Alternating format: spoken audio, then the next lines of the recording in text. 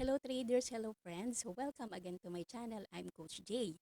And before anything else, traders, I would like to invite all of you po for our upcoming event.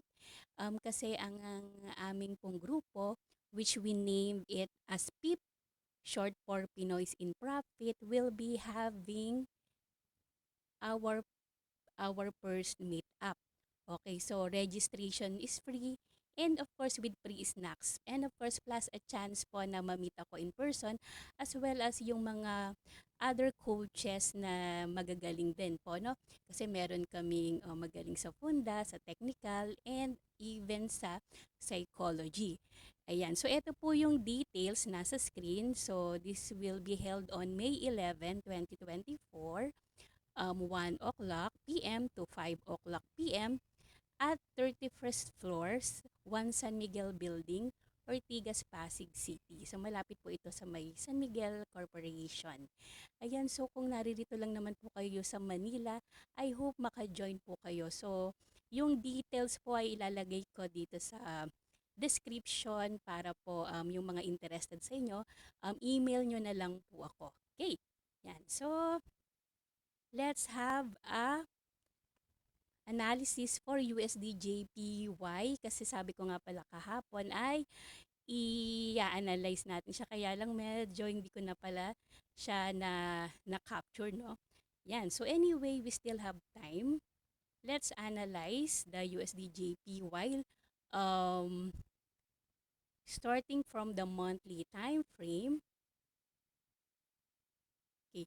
So here in the monthly time frame, okay, we can see that the price just bounced from this previous resistance and now testing as support. Okay, so here in the monthly time frame for USD JPY, bullish tayo. Okay, dropping down to the weekly time frame. Okay, so here in the weekly time frame, mas nakita natin yung structure na very bullish because of the creation of series of higher highs and higher lows. Okay? Yan. So, yan, di ba? Kita nyo yung creation ng series of higher highs and higher lows. And then, just last week, no, nakita natin tong sell-off. Okay? So, possible na retracement lang yan dahil ay bullish pa rin naman ang pinapakita sa atin ng market. Okay? And then, if we would like to measure the correction, we can use the Fibonacci. Okay, so from this low to the high of the impulse leg and ayan, nakita natin na na-touch na ng price itong 61.80% na fib ratio which is very ano na din, very decent na rin na retracement or correction. Okay? So if we expect na tapos na itong correction na to and bullish tayo, syempre naman sa daily or sa H1 maghahanap na tayo doon ng confirmation. Okay? So let's go down to the daily time frame. So again, dito sa weekly ay bullish. Yan. Okay, so dito sa daily time frame, no, nakita natin itong M pattern, okay? So as mentioned sa inyo many times na rin na kapag nagkakaroon nitong M pattern or double top, in most of the occasions, binabalikan niya ito talaga itong neckline. Okay? So, may possibility na balikan niya ulit itong neckline. So, we are still bullish looking at the daily time frame. And as also, nakita na natin itong hammer na to, no? Ay, ganyan.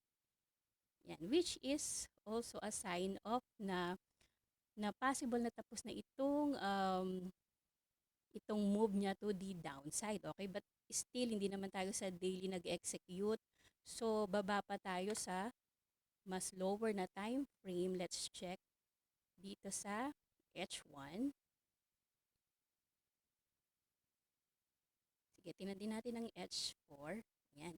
So, dito naman sa H4, okay.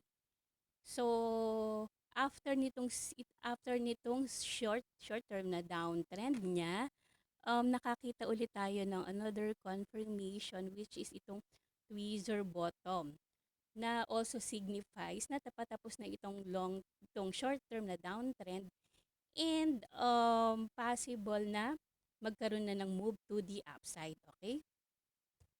And then just today, no, nakakita na tayo nitong bullish, although hindi pa tapos tong H4. Alright? So, most of the time, nag-entry din ako sa 15 minutes. So, check ako sa 15 minutes kung makakakita ko ng entry ko. Yan. Oops. Yan.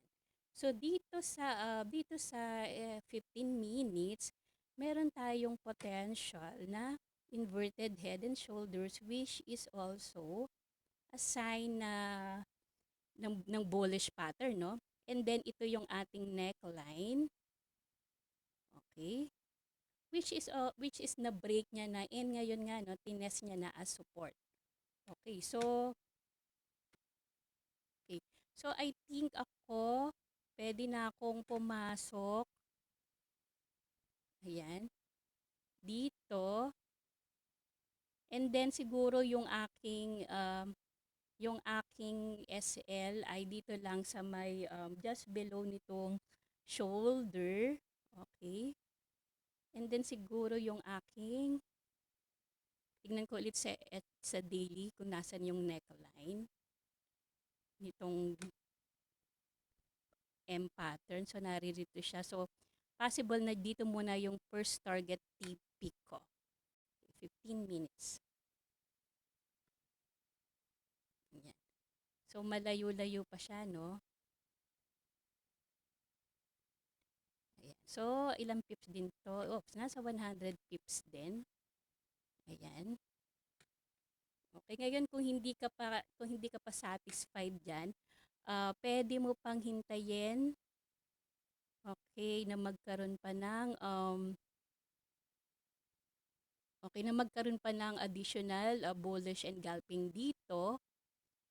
Tapos, pag niretest niya ulit, ganun kasi yung iba, no, may gusto nila merong series of higher highs and higher lows para talagang sure na merong creation ng higher highs and higher lows, dahil iyon ang definition ng uptrend. Okay?